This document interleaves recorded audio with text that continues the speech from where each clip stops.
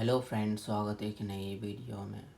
अगर आपके पास भी Realme 16 Pro 5G है और आपको भी अपने फ़ोन में नोटिफिकेशन स्टेटस बार में वो वाईफाई आइकन शो नहीं हो रहा है, तो कैसे आप इस प्रॉब्लम को फिक्स कर सकते हैं।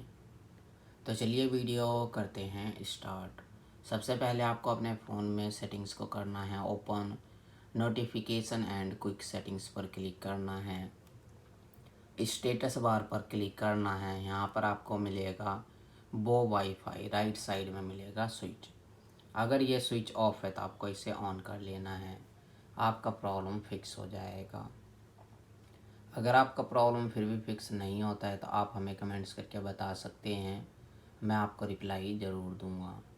और हमारे वीडियो देखने के लिए share, subscribe, like, bell icon के बटन ज़रूर दबा दें ताकि नए वीडियो का नोटिफिकेशन आपको मिलता रहे।